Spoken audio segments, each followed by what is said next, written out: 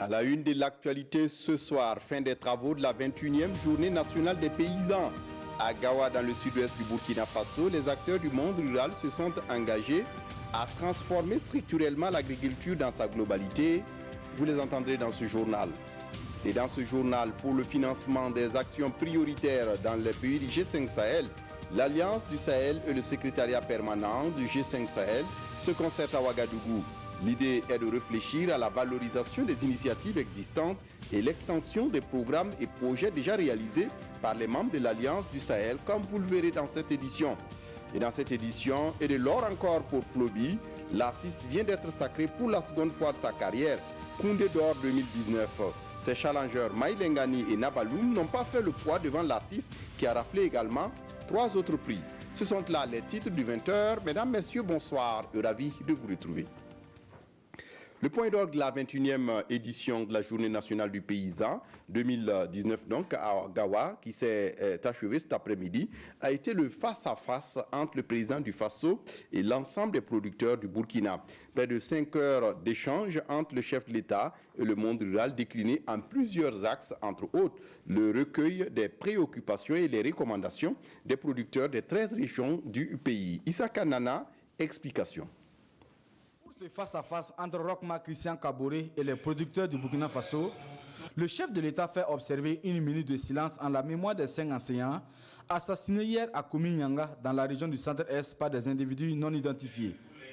L'atmosphère est chargée et le président du Faso de rappeler que face à l'adversité, le Burkina Faso doit rester debout avant de saluer l'engagement des paysans dans l'atteinte de l'autosuffisance alimentaire et nutritionnelle dans un contexte sécuritaire difficile. Nous devons faire preuve d'ingéniosité, de courage, afin de surmonter les entraves aux actions de développement. C'est pourquoi je salue la tenue de cette présente édition comme étant un signe de notre résilience, de la volonté de tous les acteurs à relever vaille que vaille les défis de la sécurité alimentaire et nutritionnelle et la création d'une richesse nationale. Le décor est planté et les échanges sont déclinés en plusieurs axes. La présentation du rapport de mise en œuvre des recommandations et des engagements issus de la 20e édition de la GNP, les interventions des représentants des producteurs de chacune des 13 régions du pays, la présentation des principales conclusions et propositions issues des forats régionaux et des organisations fêtières. Et à toutes les différentes préoccupations des producteurs, le président du Faso instruit les membres de son gouvernement à apporter des réponses. Près de 4h30 d'échanges et le chef de l'État de tirer une synthèse, le tout dans une ambiance bon enfant. L'ensemble des discussions que nous avons eues en ce qui concerne la sécurité alimentaire tournent tous au niveau de comment nous allons faire pour accroître la production, aussi bien à travers les semences, aussi bien à travers tous les intrants qui participent à la production, et également au renforcement de la mécanisation de l'agriculture dans notre pays. Rendez-vous est pris pour la 22e édition en 2021, dont la date et le lieu restent encore à déterminer. C'était sans doute le moment le plus attendu de la journée nationale du paysan, la rencontre du chef de l'État burkinabé avec les producteurs, une opportunité pour les acteurs du monde rural d'exposer leurs préoccupations au gouvernement. Et pour l'édition 2019, la question sécuritaire, le désenclavement, la transformation et la commercialisation des produits étaient au cœur des débats. Le résumé avec Olopoda. À ce rendez-vous devenu une tradition, un constat amer se dégage. La situation sécuritaire impacte considérablement sur les activités agro-silvopastorales et fauniques au Burkina Faso. Et au cours de ce dialogue direct avec le chef de l'État, les producteurs ont exprimé leur inquiétude face à l'abandon progressif des zones de production, engendrant ainsi une perte du capital productif pour raison d'insécurité. En ce qui concerne la préoccupation, elle porte sur le renforcement du dispositif sécuritaire dans l'ensemble de la région de la Boucle du Mourou en général et plus particulièrement dans les provinces du Sourou et de la Pessie, afin de permettre à l'ensemble des acteurs de développement rural de pouvoir mener leur activité dans la quiétude. Face à cette situation sécuritaire difficile, les acteurs du monde rural ont interpellé le gouvernement sur des questions d'ordre existentiel, notamment le désenclavement des zones de production, la maîtrise de l'eau, la promotion de la production fourragère, la transformation et la commercialisation des produits issus de l'agriculture, de l'élevage, de la pêche et de la foresterie. La région de Cap-Vert regorge de nombreuses ressources en eau. Cependant, il y a un manque criard de retenue d'eau pour la production. Rendre fonctionnel le comptoir des fruits et légumes des cascades. Promouvoir l'utilisation de l'énergie solaire pour l'irrigation des cultures et l'abreuvement des animaux. Pour toutes ces préoccupations du monde rural, le gouvernement promet tout mettre en œuvre pour trouver des réponses dans la mesure du possible et dans des délais raisonnables. Comme preuve de sa bonne foi, l'exécutif a en outre énuméré des actions visant à booster le secteur agro-silvopastoral, halieutique et faunique.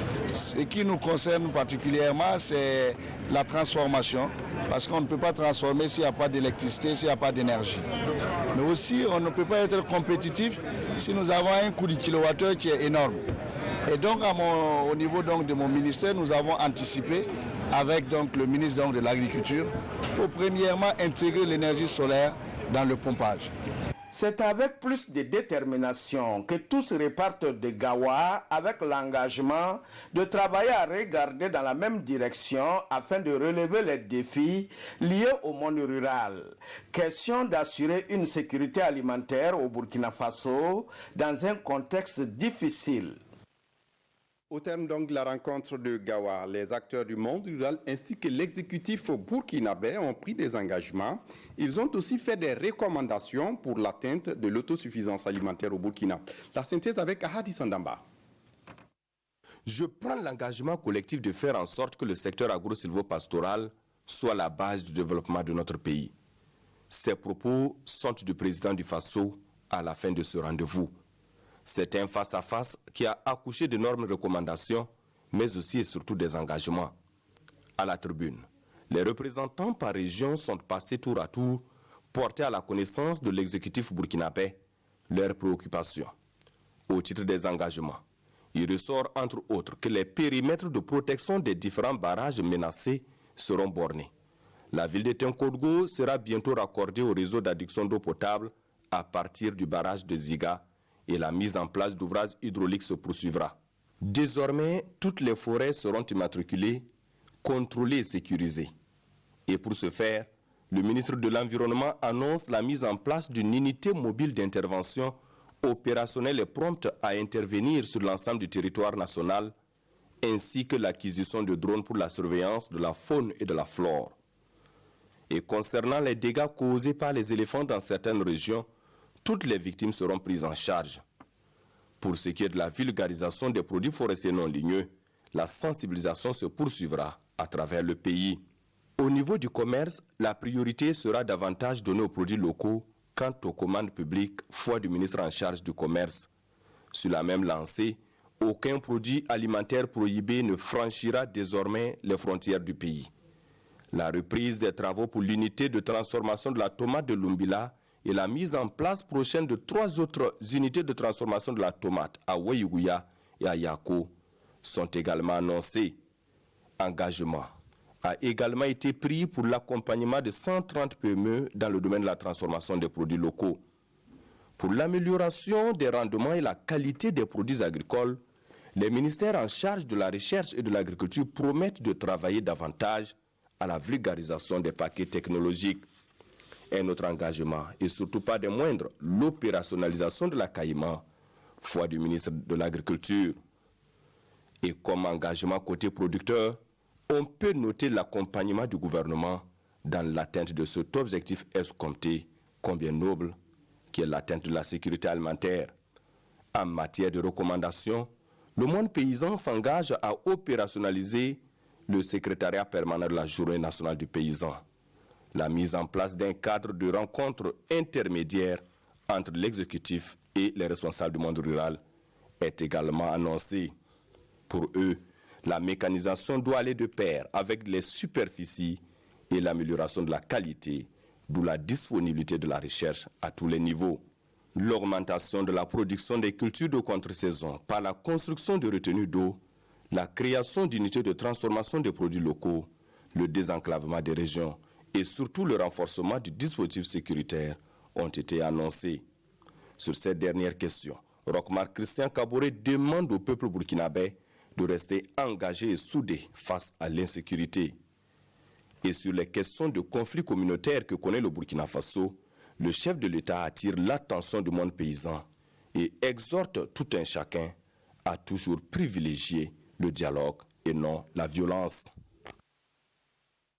Alors, au terme de tout cela, qu'en pensent les participants à la rencontre? Qu'ont-ils retenu de la rencontre? Ils se sont confiés à Oumarou Sagnon et à Nathalie Sawadogo. On les écoute.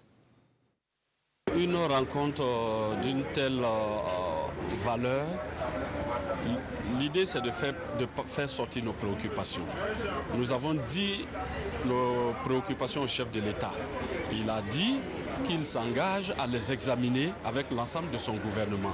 Donc nous espérons, nous osons espérer, au regard de son leadership, au regard de sa clairvoyance et avec l'ensemble du gouvernement, nos préoccupations seront examinées par tout le Conseil des ministres. En moins d'1 mois et demi, on a pu organiser une telle grande activité qui a pu regrouper plus de 1200 producteurs qui sont venus des différentes régions du Burkina Faso. Et les recommandations qui ont été prises ont été reversées à l'autorité. Et aujourd'hui, nous sommes vraiment très rassurés parce que le président du Faso lui-même a pris l'engagement de tout mettre en œuvre pour que ces recommandations puissent vraiment être réalisées. C'est vraiment une satisfaction pour nous. Et aujourd'hui, face à la question de l'insécurité, les producteurs eux-mêmes sont prêts à s'impliquer et aider les forces de défense et de sécurité pour que nous puissions travailler ensemble pour vaincre vraiment cette force du mal-là qui est en train de ruiner toute la population du Burkina. Vu les préoccupations qui ont été portées à la connaissance du gouvernement et aussi les réponses qui ont été données, je crois qu'il y a de quoi être satisfait. Nous avons un potentiel au niveau du Burkina sur le plan agricole et nous avons que l'agriculture pour nous développer. Ça, c'est vraiment très important. Je pense qu'aujourd'hui, 80% de notre population vit d'agriculture et d'élevage. C'est important que le gouvernement puisse accorder vraiment le temps nécessaire pour pouvoir résoudre les problèmes de cette frange importante de la population. Qui, si nous sommes bien organisés, nous permettra non seulement d'atteindre l'autosuffisance alimentaire, mais d'exporter et de faire du Burkina Faso une plaque tournante en matière d'agriculture et d'élevage. Nous avons des potentialités, mais il reste seulement que nous puissions être bien organisés pour que les choses puissent bien se passer. Profitant de son séjour à Gawa, le Premier ministre est allé voir ce qui se passe sur les berges de la rivière Poni, mais également en matière de contre-culture, de contre-saison. Il s'est dit est simplement émerveillé par ce qu'il a pu voir. Et après les champs, il s'est rendu dans une usine de transformation. Le point de la visite avec Ahadi Sandamba. Le Premier ministre sur le site de la salle polyvalente de Gawa. Le concepteur et superviseur des travaux explique à Christophe Joseph-Marie Dabiré la forme architecturale de cette infrastructure. On a pris le balafon comme étant l'instrument de réjouissance. On l'a utilisé en fait pour faire la conception de la salle. C'est pourquoi vous avez les lames de la toiture qui sont en fait qui représentent chacune des lames du balafon. Donc cette architecture singulière avec évidemment des matériaux locaux. On a utilisé intégralement du BLT. Après les explications, place à la visite guidée des différents compartiments. La salle principale d'une capacité d'accueil de 750 personnes en mode conférence, les coulisses, les vestiaires, les salles de réunion et les bureaux ont été visités par le chef de l'exécutif burkinabé. C'est une très belle salle, l'une des plus grandes d'ailleurs du Burkina Faso. Et sa conception montre que de plus en plus, il faut que l'on travaille à valoriser les cultures de notre pays.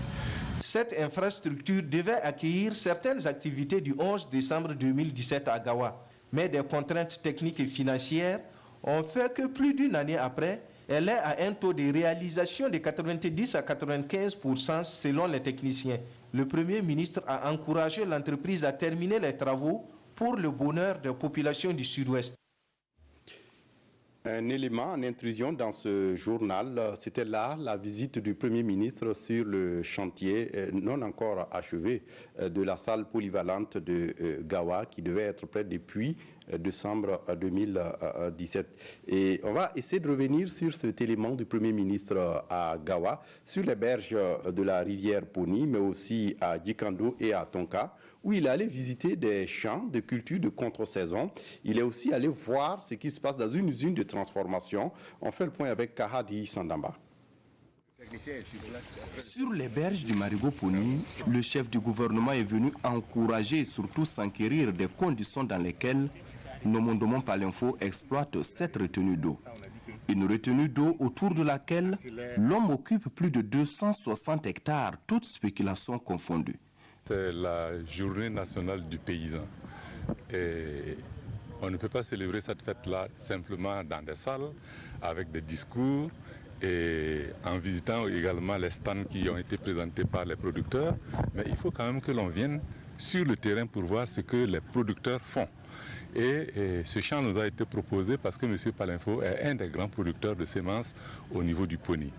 Et comme vous l'avez constaté, en pleine saison sèche, il est en train de produire du maïs et du riz. Ce sont des initiatives à encourager.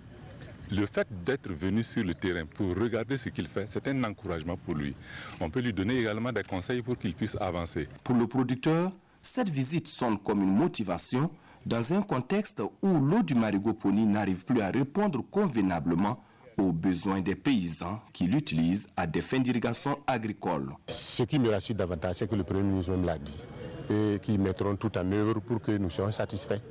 Donc il reste à suivre ce qui a été dit et puis à mettre en pratique et puis bon voilà, on est sauvé. Quand tu fais et puis les hautes autorités du pays viennent te rendre visite pour voir ce que tu fais, ça ne fait que t'encourager à aller de l'avant. Après les champs, Christophe Dabiré s'est rendu dans une unité de transformation de manioc. Ici également, le chef du gouvernement est venu encourager cette promotrice qui travaille avec ces réalités du moment. Installé donc sur les berges du Marigot Poni et plus précisément à Djikando et Tonkar, deux quartiers périphériques de la ville de Gawa, Nomondo Palinfo, que vous avez vu dans ce reportage, est l'un des plus grands producteurs de la région du Sud-Ouest. À son actif, il exploite 260 hectares avec plus de 800 tonnes de produits agricoles, toutes spéculations confondues, engagées chaque année. Qui est ce monsieur qui a abandonné les bancs de l'école après l'obtention du baccalauréat pour s'adonner à l'agriculture? Son portrait avec Ahadi Sandamba. Son amour pour l'agriculture date de sa tendre enfance. La cinquantaine bien sonnée, Namondomon Palinfo doit sa réussite et mieux sa survie à la terre. C'est en 1996, après l'obtention du baccalauréat, qu'il va opter de retourner à la terre. J'étais dans une famille adoptive, mais le fait que moi j'aimais trop l'agriculture, je repartais au village pour faire le baïdé, pour avoir de l'argent, pour repartir acheter mes habits, et puis bon, mes cahiers, quelquefois, pour aller à l'école, jusqu'à être boursier. Et la bourse que j'avais ne m'empêchait pas de repartir faire ma petite agriculture. Et jusqu'après le bac, bon, j'ai trouvé que c'était bon de repartir directement au champ. Et puis là, j'ai élu domicile à Passena. Passena, un village de la commune rurale de Kamti, situé à une 60aine de kilomètres de Gawa. Il va y installer, avec beaucoup de succès d'ailleurs, pendant 3 saisons successives. Et c'est à la 4e saison qu'il va connaître ce qu'il a lui-même appelé son cauchemar en agriculture. Il y a une sécheresse qui a frappé 30 hectares de mon maïs. Et donc, une semaine avant les piaisons mâles, la sécheresse est tombée. Et il a fait 36 jours sans pluie. Et donc, j'ai dû arrêter et repartir à Farakouba, à l'INERA avec la recherche, apprendre à produire avec l'eau de surface. Une nouvelle ère s'ouvre ainsi pour Namondomon. Avec la recherche, il acquiert un certain nombre de technologies agricoles. J'ai eu la chance, pendant que j'apprenais à produire avec l'eau de surface, d'apprendre à produire le manioc de façon scientifique, d'apprendre la production sémencière. Et donc, avec la recherche, j'ai beaucoup appris. C'est ainsi qu'il décide de revenir à nouveau à la terre. Et cette fois-ci, c'est ici qu'il dépose ses valises. Nous sommes sur les berges du Marigot Poni. Avec un quart d'hectare au départ, aujourd'hui, l'homme exploite 260 hectares, toutes spéculations confondues, autour de ce point d'eau. C'est le Komsaya en semence. C'est une semence hybride, nous sommes à plus de 5 tonnes à l'hectare. Les autres, comme SR21, Wari, nous sommes à 5 tonnes, 4 tonnes dans la production. J'ai découvert que le travail de riz était un travail pas très difficile comme on le pensait. Et le rendement était encore nettement supérieur au rendement de maïs. Donc je me suis encore mis dedans.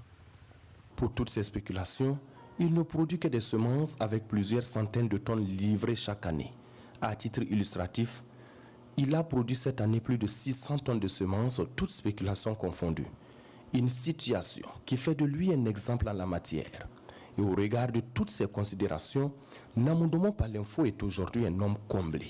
En dehors de la satisfaction financière, qui est mon objectif premier, je précise, parce que moi, c'est un défi pour moi de sortir de la pauvreté. Et la satisfaction morale, parce que moi-même, personnellement, quand je viens regarder ce que je fais dans le champ, vraiment, je suis content. Et ensuite, il n'y a que plusieurs personnes comptent sur moi pour vivre. Et donc, ça, c'est une satisfaction que je peux dire sociale. J'ai été primé plusieurs fois dans la production en saison sèche. En 2011, j'ai été décoré chevalier de l'ordre du mérite du développement rural avec Agraf Agriculture. Dans ces champs, Namondomo Palenfo emploie environ 200 personnes, en majorité des femmes. Mais derrière toutes ces satisfactions se cachent des difficultés qui entravent à la bonne marche des activités de l'entrepreneur agricole. Nous avons autour de nous les animaux, des éleveurs qui sont là avec les animaux. Et donc nous sommes obligés de surveiller nos champs, nuit et jour. Et ce qui est encore pire maintenant, c'est l'eau. Le manque d'eau est un phénomène qui freine nos activités à tout moment. De la production agricole, notre entrepreneur s'est lancé également dans la transformation depuis maintenant 2 ans. Une unité de décortiquage d'une capacité de 5 tonnes de riz par jour livrée sur le marché de la consommation. Mettre en place une unité de décortiquage, ça sera un débouché pour les producteurs de riz, pour vendre leur riz. Et moi aussi, un moyen pour moi de gagner de la matière première pour décortiquer et puis me faire des affaires. Et depuis le mois de mai 2017, le riz Bafouilly est sur le marché de la consommation à travers la région et même au-delà. Pour créer également de la plus-value, Namondomo Palenfo a en perspective l'implantation d'une unité de transformation du manioc qu'il produit. Et puis pour être complet sur ce sujet, pour l'accompagnement du monde rural, il faut compter avec le projet NER Tamba financé par le FIDA, le Fonds international de développement agricole. C'est un projet qui vise à renforcer la résilience des ménages, des exploitations, mais aussi des villages face aux aléas climatiques, mais aussi à favoriser l'intensification et la diversification des activités agricoles et de l'élevage. La présentation du projet avec Nathalie Sawadgo.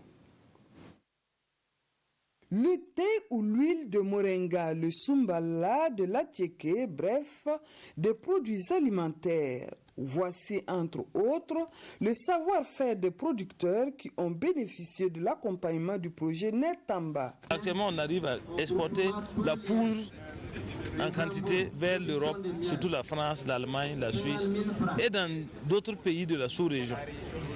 Moi, je suis content de dire que j'exporte du moringa, la poudre de moringa vers le Niger, qui est plus grand producteur de moringa que le Burkina Faso.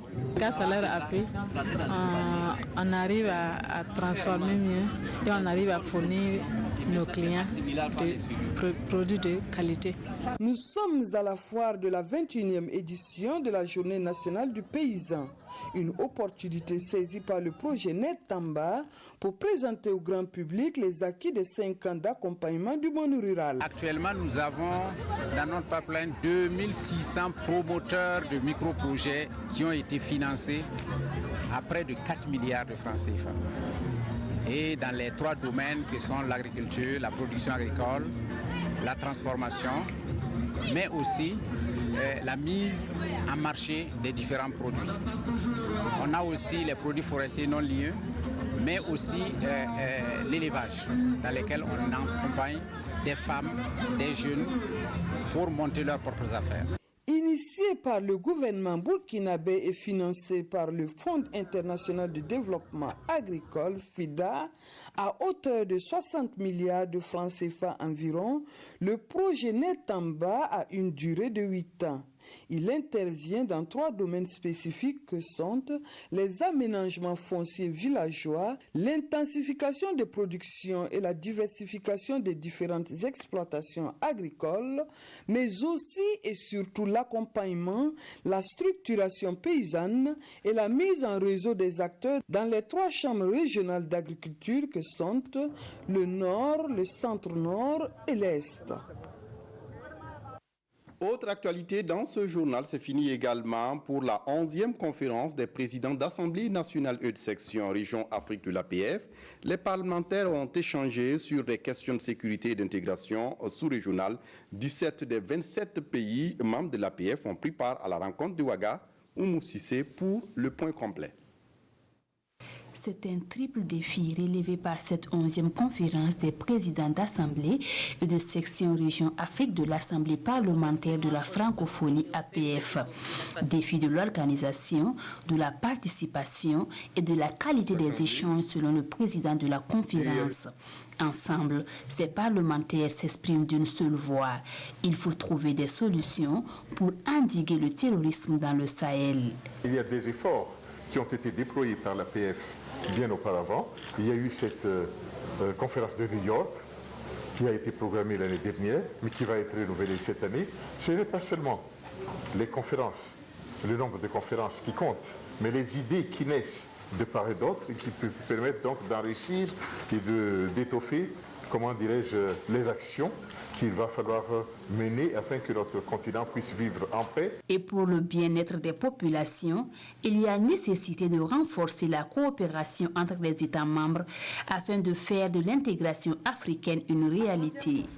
À cette conférence, c'est Kigali au Rwanda qui a été désigné pour abriter la 12e conférence des présidents d'Assemblée et de section région Afrique de l'Assemblée parlementaire de la francophonie en fin mars 2020. Et avant de poursuivre ce communiqué du ministère en charge de l'éducation nationale, le vendredi 26 avril 2019, aux environs de 17h, 5 enseignants de l'école primaire publique Maïtagou de la SEB de Kamyanga, province du Koulpeugo, ont été lâchement assassinés par des individus armés.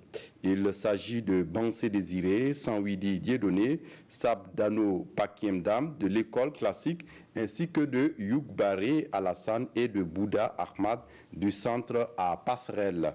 En cette douloureuse circonstance, le ministre de l'Éducation nationale, de l'alphabétisation et de la promotion des langues nationales présente au nom du gouvernement burkinabé ses condoléances les plus attristées aux familles pleurées et aux acteurs de l'éducation. Et en collaboration avec les forces de défense et de sécurité, les dispositions sont prises pour le rapatriement des corps au centre hospitalier régional de Tinkodogo, suivi de l'inhumation dans les meilleurs délais. Et c'est signé professeur Stanislas Ouaro. Le secrétariat permanent du G5 Sahel et l'Alliance du Sahel se sont retrouvés à Ouagadougou hier pour évaluer les actions en faveur de la sous-région en proie à des problèmes sécuritaires, des programmes en cours d'exécution pour améliorer les conditions de vie, la résilience des populations vulnérables, mais aussi la cohésion sociale à travers notamment l'amélioration de l'accès à l'eau dans ces régions fragiles. Et la rencontre de Ouagadougou devrait faire aussi le point de ce qui a été fait. Explication Tanga Robert Kafando. À cette rencontre conjointe G5 Sahel et Alliance Sahel, il s'agit de faire le bilan de la mise en œuvre du programme de développement d'urgence du G5 Sahel et présenter le planning détaillé pour le reste de l'année dans chacun des pays membres. Le programme de développement d'urgence concerne les zones fragiles. Ça correspond exactement aux zones d'intervention de la force conjointe pour compléter les actions militaires qui sont menées sur le terrain. Et ça concerne le secteur de l'eau, autour duquel on a donc la mise en œuvre des actions pour la cohésion sociale et la résilience des populations.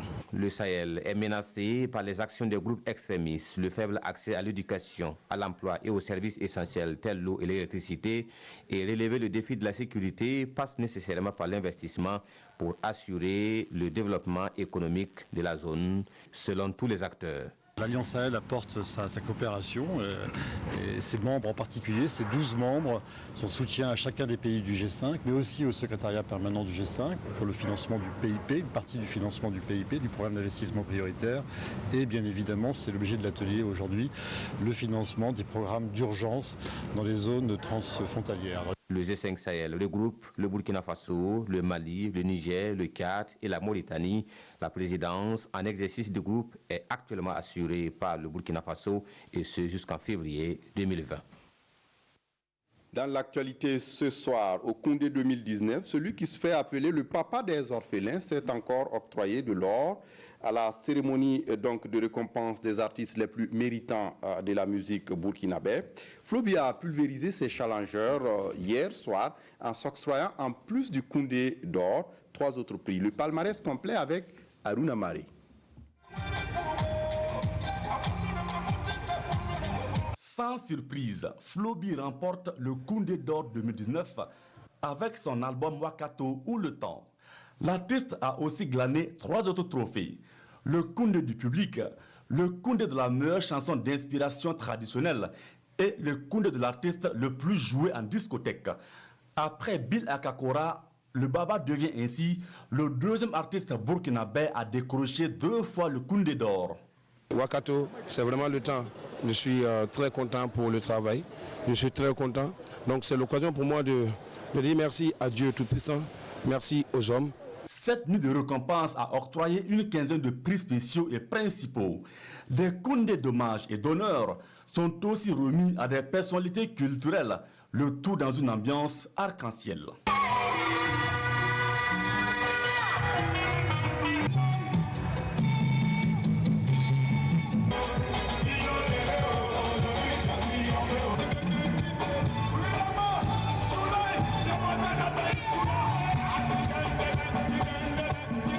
Le Koundé d'or a été remis à Flobi. Il le mérite parce que même le public avait donné aussi le Koundé à Flobi.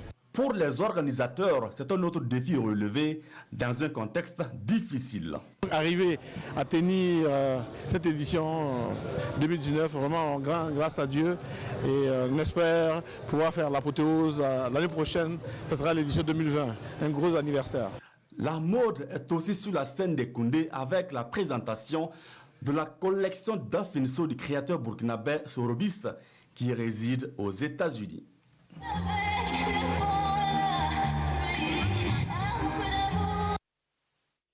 Et puis c'est fini également pour le FEMIA 2019. Le Burkina Faso était le pays invité d'honneur et un honneur que le pays a pu mériter au regard de la soirée à lui dédiée à l'affiche défilé de mode, prestations d'artistes, musiciens et d'humoristes venus du Burkina Faso. Le point complet avec Mireille Karoy-Tougouma, notre envoyé spécial à Abidjan.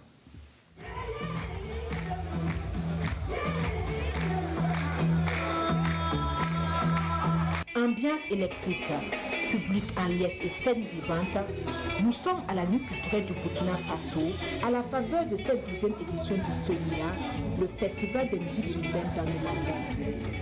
C'est cette image que nous voulons projeter au-delà de nos États, au-delà de l'Afrique à la face du monde, que par la culture, nous pouvons transformer véritablement nos sociétés. Le Burkina, c'est l'autre nom de la Côte d'Ivoire.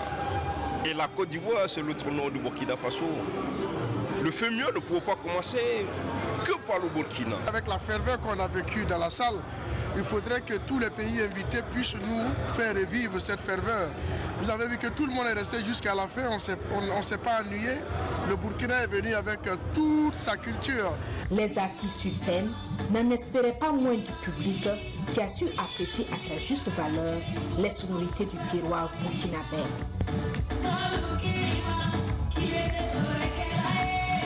C'est vraiment impeccable. Moi, ma première fois de participer au FEMIA, Et je ne peux que remercier le Tout-Puissant. Je vois que les gens ont apprécié. Et le public m'a très bien adopté et j'ai adoré. Ça prouve que la musique burkinabé est écoutée ici. Donc, Le Burkina Faso, invité d'honneur à ce FEMIA, c'est le symbole de l'intégration culturelle entre ces deux peuples.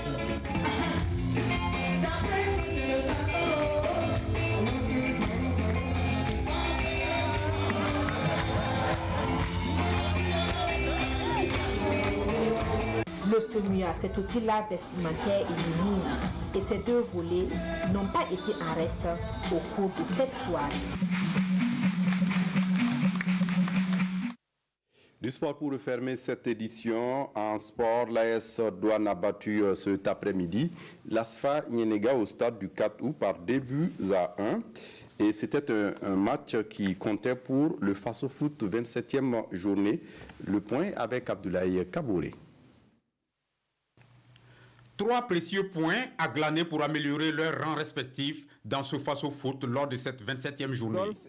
L'AS Douane maîtrise le jeu et domine l'ASFA Yenega. Les deux camps se titillent. Le premier but est attendu. Eh bien, le maigre public du stade du 4 août est servi à la 40e minute. Sur une action individuelle, Kevin Zougoula enrhume la défense des or et jaunes et bat le portier Inoussa Congo. 1-0, c'est le score à la pause.